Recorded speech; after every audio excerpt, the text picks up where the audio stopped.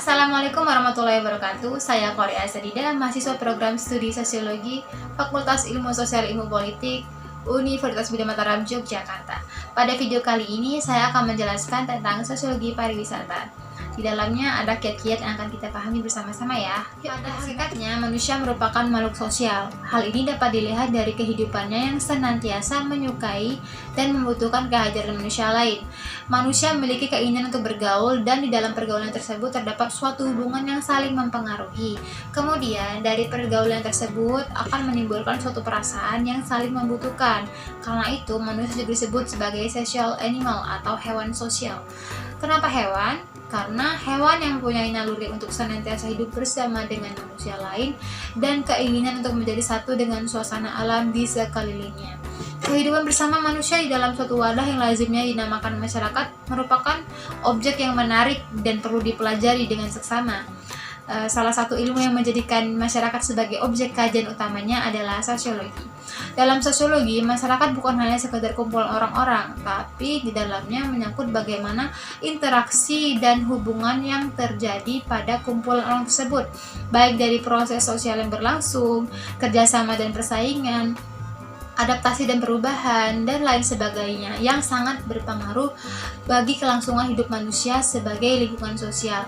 Dengan demikian, sosiologi tidak hanya ilmu yang mengkaji masyarakat, juga bagaimana hubungannya dengan lingkungan. Sejalan dengan perkembangan masyarakat yang ditandai dengan semakin kompleksnya unsur-unsur kemasyarakat, maka sosiologi terbagi di dalam berbagai bidang khusus, baik dari sosiologi industri, sosiologi statistik, sosiologi agama, sosiologi deviansi, maupun sosiologi komparatif, dan sosiologi pariwisata, dan masih banyak lainnya. Lalu, sosiologi pariwisata itu apa sih? Nah, sosiologi pariwisata merupakan suatu cabang ilmu sosiologi yang mengkaji masalah-masalah kepariwisataan dalam berbagai aspeknya, atau kajian tentang kepariwisataan dengan menggunakan perspektif sosiologi, baik dari penerapan, prinsip, konsep, hukum, paradigma, dan metode sosiologis di dalam mengkaji masyarakat dan fenomena. Kita akan membahas tempat yang mana saja maju dan tidak maju menurut sudut pandang sosiologi kepariwisataan. Nah, untuk tempat yang maju yaitu yang pertama ada Pulau Komodo. Pulau Komodo adalah sebuah pulau yang terletak di Kepulauan Nusa Tenggara yang dikenal sebagai habitat asli hewan komodo. Pulau ini juga merupakan kawasan Taman Nasional Komodo yang dikelola oleh pemerintah pusat. Pulau Komodo berada di sebelah timur Pulau Sumbawa yang dipisahkan oleh Pulau Komodo merupakan tempat wisata terbaik di Indonesia karena pulau ini masuk ke nominasi penghargaan sebagai salah satu dari 7 pulau terbaik di dunia yang diberikan oleh UNESCO. Sehingga pulau yang berisikan sesuai namanya ini menjadi pulau yang harus dilestarikan terus-menerus habitatnya dari kepunahan massal. Sebagai warisan dunia yang harus kita jaga, maka tempat ini layak kita kunjungi pada saat liburan tiba. Dari sosiologi, banyak dampak yang terjadi dikarenakan dibukanya wisata Pulau Komodo sebagai salah satu destinasi wisata. Pada waktu lalu, masyarakat bekerja sebagai nelayan. Namun, dikarenakan adanya evolusi yang terjadi, masyarakat berada di bidang pariwisata, seperti kerajinan pahat dan mengukir patung yang banyak diminati masyarakat sekitar Pulau Komodo. Usaha ini pun lambat laun menjadi usaha yang dikerjakan sebagai industri rumah tangga. Evolusi lingkungan yang menyebabkan masyarakat beralih ke sektor pariwisata yang tidak maju. Nah, berada di Desa Wisata Mangunan, Bantul. Disebabkan oleh pengunjung jenuh akan pelayanan yang diberikan. Pada tahun 2016, saat objek wisata ini baru saja dibuka dan jadi, dengan segala pernak-pernik uniknya, pelancong dari daerah istimewa Yogyakarta maupun dari luar berbondong-bondong mengunjungi destinasi yang berada di Desa Wisata Mangunan.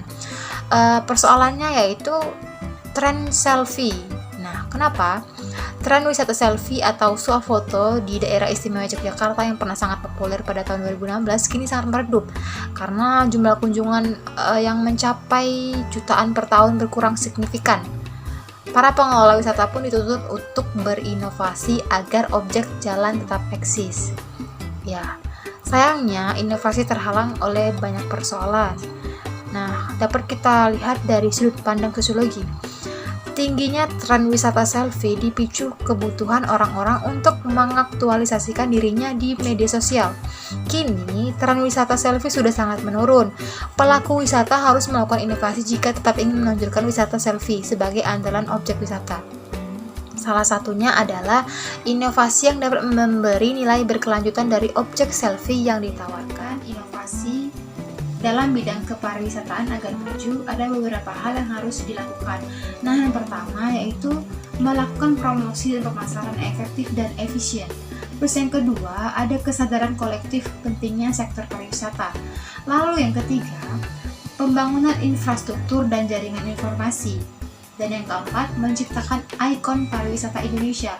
Lalu yang terakhir, peran pemerintah daerah membangun pariwisata lokal. Pada akhirnya diperlukan kerjasama dari seluruh lapisan masyarakat serta perlu dibentuk kesadaran akan pentingnya pertumbuhan pariwisata Indonesia agar sektor pariwisata Indonesia dapat berkembang dan bersaing dengan negara-negara lain. Sekian dan terima kasih. Wassalamualaikum warahmatullahi wabarakatuh.